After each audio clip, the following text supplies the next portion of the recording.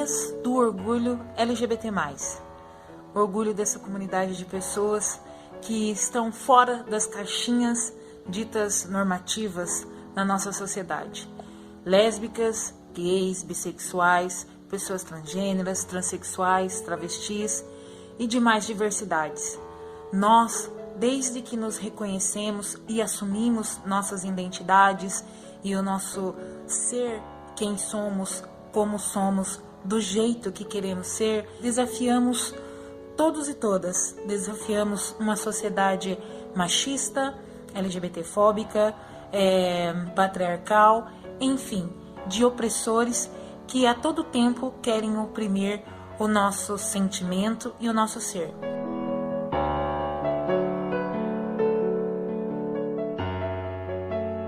Poliana Santos, mulher lésbica, educadora e participante do coletivo Movimento Construção, fala um pouco sobre o que significa o mês do orgulho LGBTQIA+.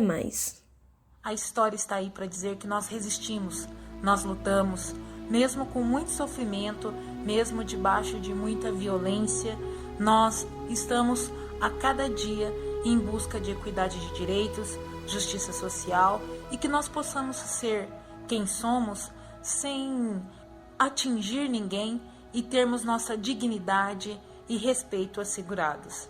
O primeiro grande movimento contra essa violência e discriminação que pessoas LGBTQIA+, sofrem diariamente foi a rebelião de Stonewall. Aconteceu na madrugada do dia 28 de junho de 1969, quando os frequentadores LGBTQIA+, do bar Stonewall, em Nova York, enfrentaram a polícia que estava fazendo uma batida no local e usando força bruta contra os fregueses. As manifestações se espalharam pelo país e no ano seguinte pela Europa. Hoje, o dia 28 de junho, é o dia do orgulho LGBTQIA+. Mas todos os dias as pessoas que estão representadas em cada uma daquelas letras devem se orgulhar. Quando você pode fazer, pode ser, andar, falar e mostrar para as pessoas que você existe, acredito eu que esse é o maior orgulho. Entendeu? Sem que você tenha que ficar se escondendo. Então, eu acho que orgulho é isso. Isso que é o orgulho para mim. É poder viver.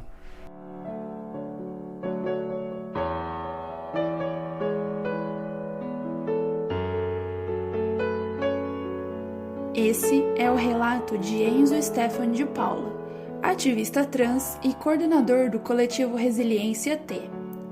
O movimento LGBT brasileiro nasceu em um contexto de grande repressão e injustiça social, que foi a ditadura militar, nos anos de 1964 a 1985. Na época, o surgimento de algumas publicações LGBT foram essenciais para o crescimento do debate e o amadurecimento do movimento no Brasil.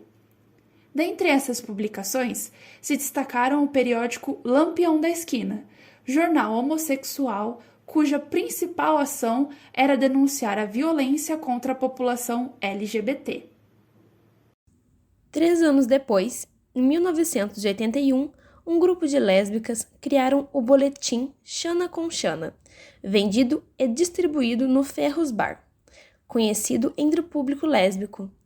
O fanzine não foi aprovado pelos donos do bar, e as mulheres foram expulsas em 1983, resultando um ato político que deu origem ao que ficou conhecido como o Stonewall brasileiro. Esse levante, que resultou no fim da proibição e da comercialização do Xana com Xana, marcou o dia 19 de agosto como o Dia do Orgulho Lésbico em São Paulo. Já em Londrina, o movimento LGBTQIA+, também remete ao final da ditadura, como conta Cristiane Lemes, que é mulher trans ativista LGBT há décadas. Eu venho do final da ditadura de 1980, em 79 eu já estava rodando por aí, eu já estava no mundo LGBT dentro de Londrina, Viver entre o orgulho e o medo, desde que o Brasil existe, podemos dizer que essa é a realidade de pessoas LGBTQIA+, no nosso país. Só que o Brasil, ele nunca deu oportunidade pra gente. O Brasil, ele sempre nos excluiu, nos deixou de lado. Em 1986, quando eu saio do Brasil, que eu vejo que o mundo lá fora tem bastante para me dar, enquanto eu estou pedindo migalhas no Brasil, né? Medo é um sentimento constante para pessoas LGBT, mas também para suas famílias, como conta Enzo. A minha mãe olha pra mim e a minha mãe fala todo dia. Quando você fala pra mim que você tá indo, você vai sair, nem que seja pra ir no shopping ou aqui na padaria, eu só peço para Deus te acompanhar. A minha mãe fala muito isso pra mim. Ela tem muito medo de um dia receber uma ligação que eu não volto mais pra casa, entendeu? Ou que eu posso voltar, mas todo machucado. E enfim, porque o meu corpo e a minha forma de ser incomoda muitas pessoas. E Poliana ainda complementa. A história está aí para dizer que nós resistimos, nós lutamos, mesmo com muito sofrimento, mesmo debaixo de muita violência, nós estamos a cada dia em busca de equidade de direitos, justiça social e que nós possamos ser quem somos sem atingir ninguém e termos nossa dignidade e respeito assegurados.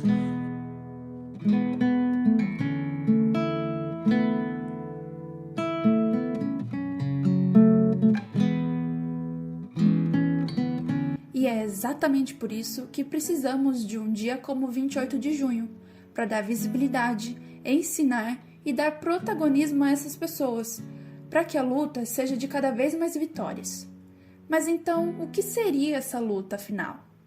A produtora cultural Mel Campos, que é ativista na área de saúde e direitos humanos e uma das fundadoras do coletivo Elite Trans Londrina, explica pra gente um pouco.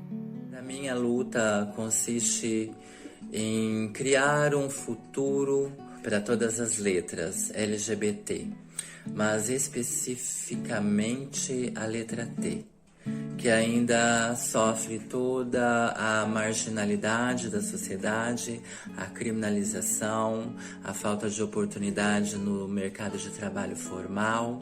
Ter seus direitos garantidos também faz parte dessa luta, como explicou Oliver Letícia, um homem trans que participa do coletivo Frente Trans Londrina e Movimento Autônomo Popular.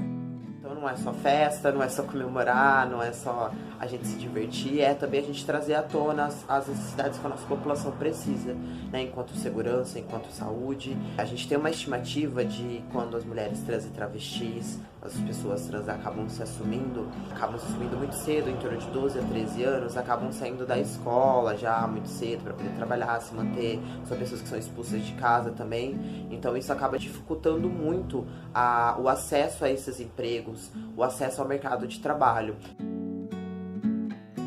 Isso que Oliver está falando pode ser ilustrado pelos dados do projeto Além do Arco-Íris, AfroReg, em que 72% das mulheres trans e travestis não possuem ensino médio e 56% o ensino fundamental. Essa situação acaba gerando uma série de consequências.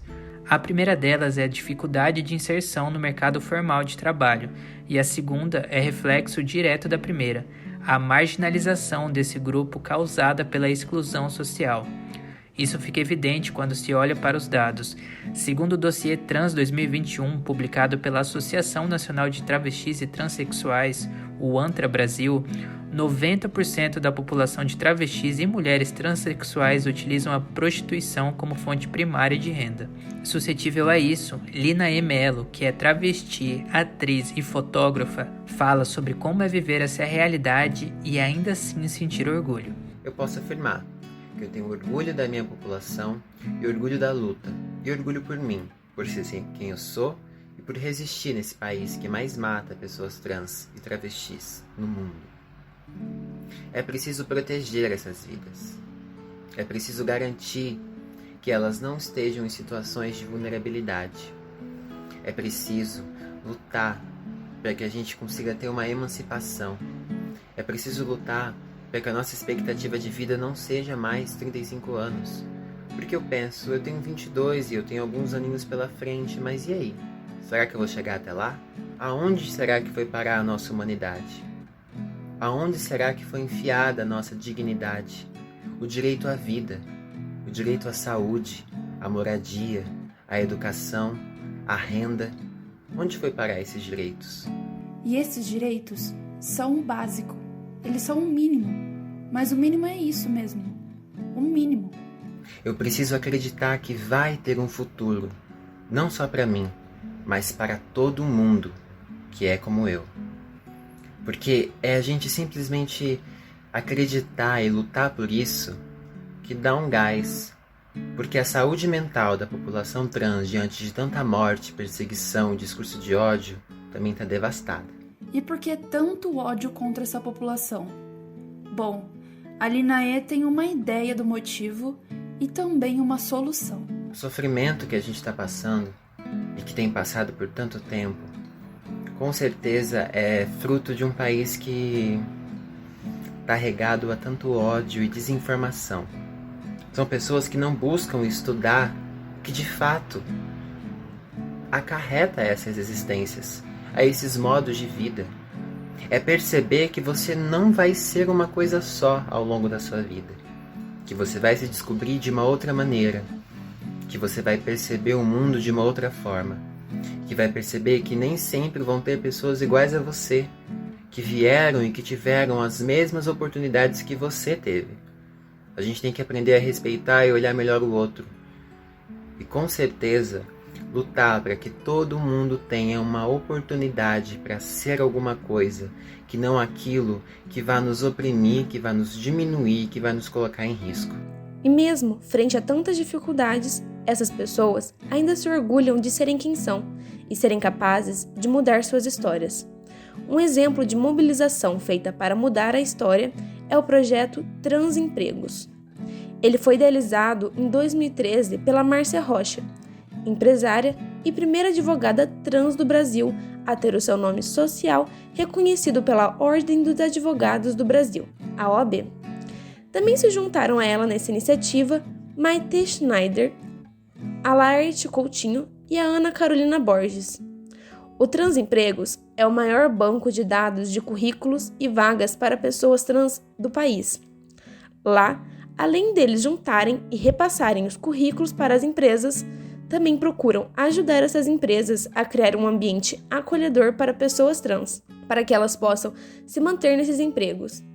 De janeiro de 2020 até janeiro desse ano, 794 profissionais trans foram empregados com a ajuda do projeto, mostrando a importância de se criar constantemente iniciativas como essas, não só no mês de junho, mas o tempo todo, para a vida toda. É como a Mel Campos fala. Temos que nos colocar nesse dia, e não somente nesse dia, mas todos os dias, como pessoas, como seres humanos, capazes de colaborar com a sociedade, de criar novas narrativas, de criar novas oportunidades. Vinícius Bueno, bibliotecário e ativista LGBTQIA+, também fala sobre a importância do orgulho LGBT frente a tantas dificuldades. Quando a sociedade diz que nós deveríamos nos esconder simplesmente por sermos o que nós somos, quando a sociedade diz que nós deveríamos reprimir os nossos sentimentos, nós damos a cara a tapa. Nós botamos a cara no sol.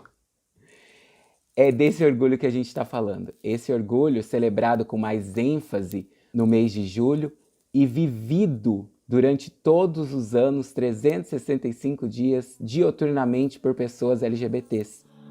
Eu sei que tudo vai ficar bem e essas feridas vão se curar. O programa de hoje foi produzido e apresentado por Alice Rezende, Ana Júlia Gabas e Yuri Pereira. Foi coordenado pela jornalista Patrícia Maria Alves e editado pela equipe de apresentação, como parte do projeto de estágio em jornalismo multimídia do Folha Cash, o podcast da Folha de Londrina. Para quando abrir a dor não estar aqui mais. Sei que não é fácil assim, mas vou aprender no fim.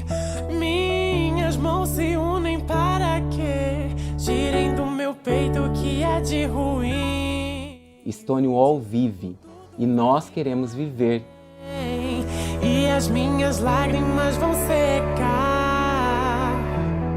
Tudo vai ficar bem e essas feridas vão se curar. Eu sei que tudo vai ficar bem.